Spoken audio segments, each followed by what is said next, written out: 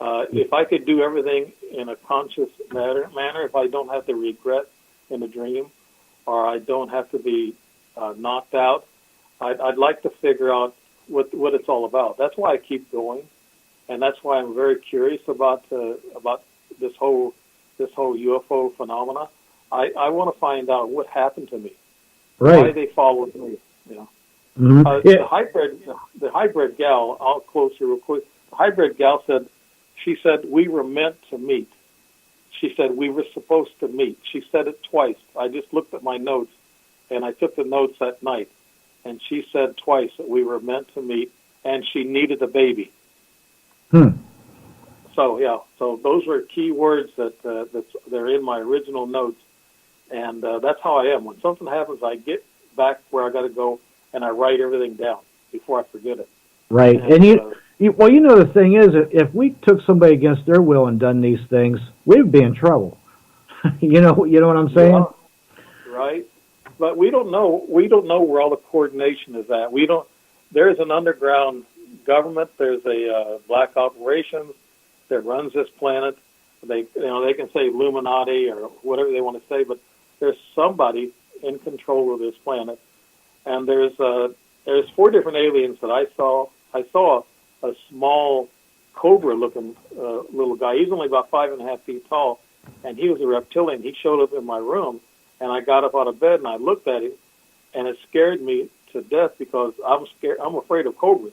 This thing looked like a cobra in the face. It was a reptilian, and it scared me so bad I jumped out of the bed and I looked around and it was gone. It just appeared for 5 seconds or so and it was gone. I guess it was just to say, okay, we were here, we were messing with you. Here's who we are. They do that sometimes.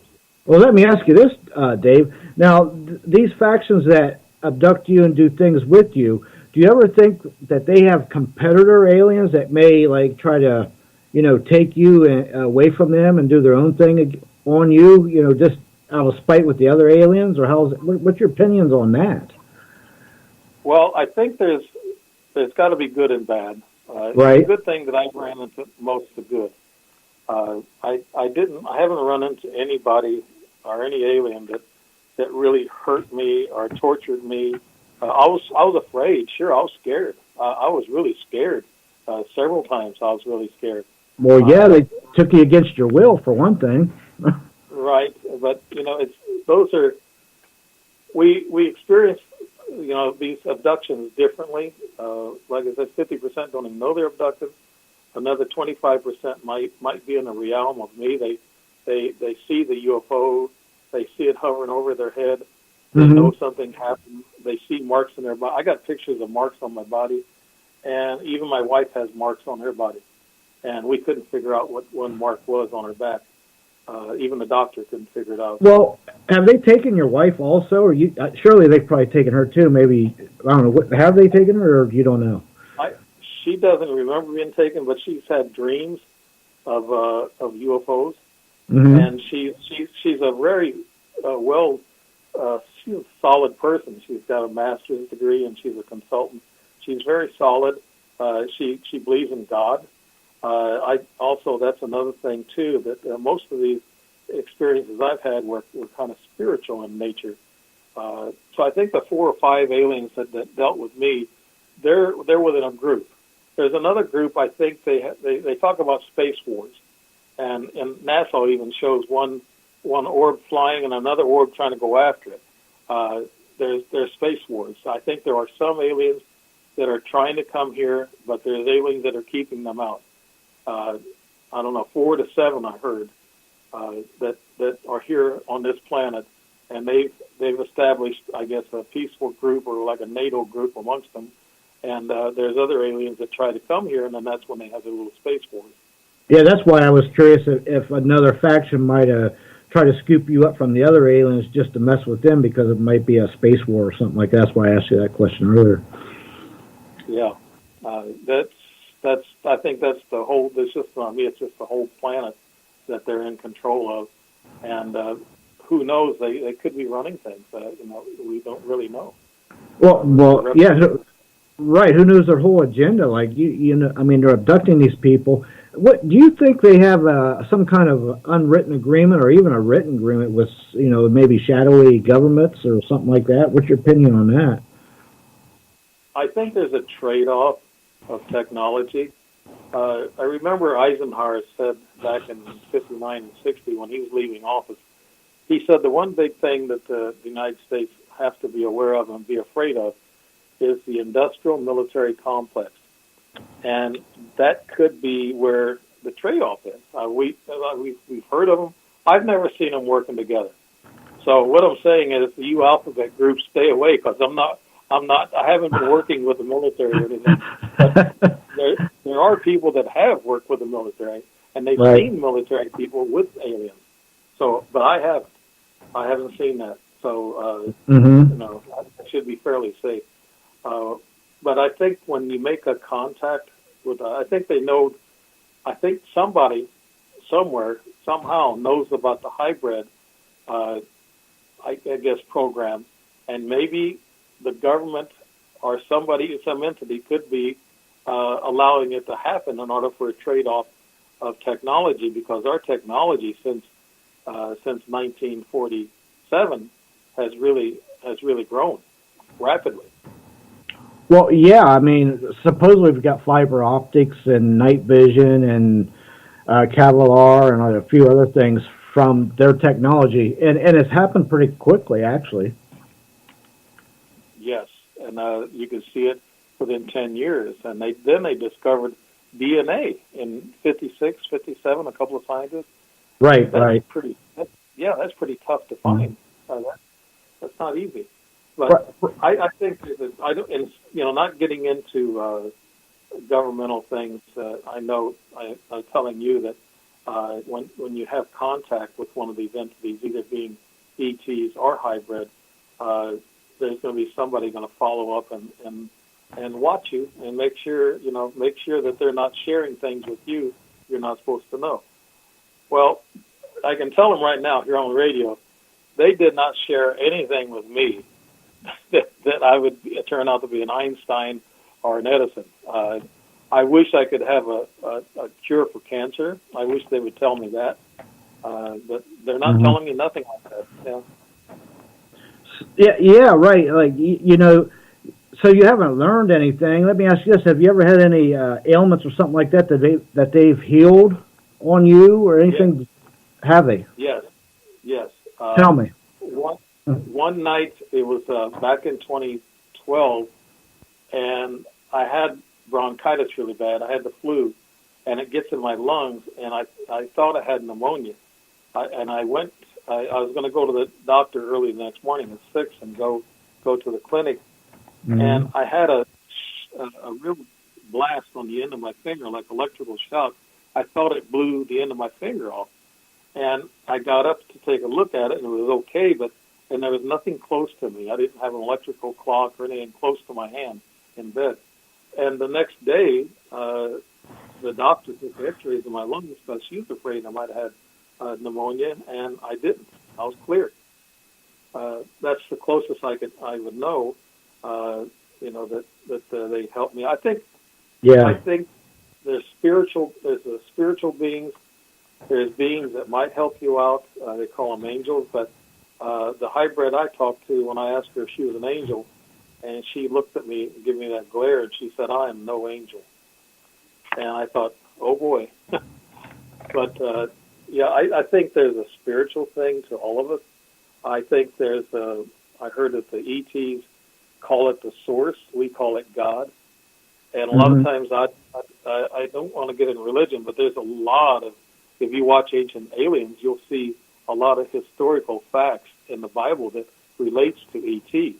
And their interference, or what you call interruption, of our human society.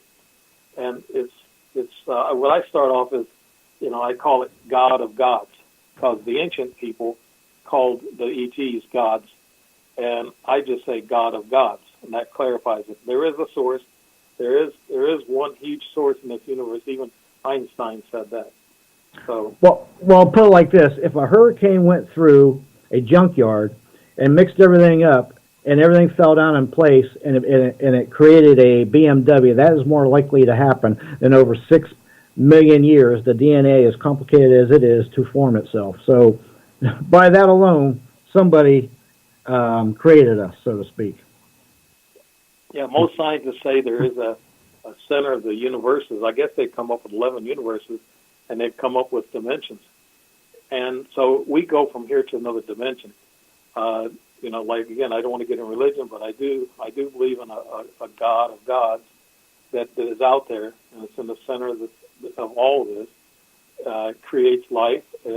And also the ETs are made by the same source, in which they call the source. So they're made by this source, and what they do is they help us evolve. Actually, we come from Cro-Magnon, man, 65,000, 70,000 years ago?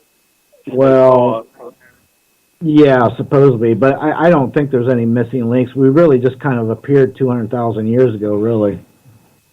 Yeah, there's a lot of conjecture with the academia that's talking about it. Now they say man is older than what they ever thought. We go back millions of years, and we've probably been on this planet before, except the ground when it buries everything. What you call these techno plates that just shift over each other, and they bury everything that was here. And so sometimes if we dig deep enough, we'll find particles that don't belong here. Yeah, well, something's happened. I mean, that's like the pyramids and all that stuff. I mean, I don't think we could build them today as far as that goes. I don't think we have the equipment to do it, much less back, 10,000, 5,000 years ago, whatever. Right. I watch academia try to do the moonwalk on the pyramids and all this other stuff. They try to ignore the ET effect on all this ingenuity and this knowledge. They couldn't have had that knowledge without the help of ET, of another race that come here and helped us out. And I still think they're helping us out in a hidden way. Well, I'm not sure. I don't know. I think they got hidden agendas, and I do know that if I had a hidden agenda and I abducted some people and then put them back, I would probably be in trouble. I'm just saying. I'm just saying. Yeah. I myself, James, what I do is what I talk to other radio hosts, I tell them I try to research what I've been through and the things that I've been through so I can find out why and how and why me. The big question right. A lot of people is why me. Well, I do got to tell you this much, Dave. We're almost out of time, buddy. It's been a great show. I love having you on. Listen, I'm going to give you a minute or two or whatever you need and to promote or share whatever websites or books or whatever you want to do. Go ahead, buddy. Well, I haven't written a book yet, but I'm about ready to. I got about a 250 plus page ledger, and I just got all that together. I found that there was 8 pages missing during the time that I had computer problems, and it was hacked pretty bad by a professional group or whatever. But what I'm doing is trying to tell people my experiences and see if they have similar experiences to me so I can figure out what is going on and who is doing this. Like I said, I've seen 4 or 5 of them, and I know basically who they are, but I'm here, I guess, to really say I haven't written a book. I haven't done any real. I've talked to small groups. I haven't been in conventions or anything, but I've met a lot of the players in the UFO community, Linda Moulton Howe, Travis Walton, and people of that type. And I've met Richard Dolan. So I've met quite a few people, Jacobs. And what I see is a lot of these people, some of them are approaching it through the academic, and they should. I say the academia should catch up on this. But I don't want to. I'm not here to sell a book, James. I'm here to talk about my experiences. Okay. I want to burn out. I don't want to smoke out. So I want people to know that there is another side. If I can sell people that idea that I've crossed over in dimensions, and a lot of this stuff, it's dimensional. There's no doubt in my mind. So Okay. there is another place we go when we die. Well, listen, I want to thank you, Dave, for coming on my show. I think you're a fascinating guest with incredible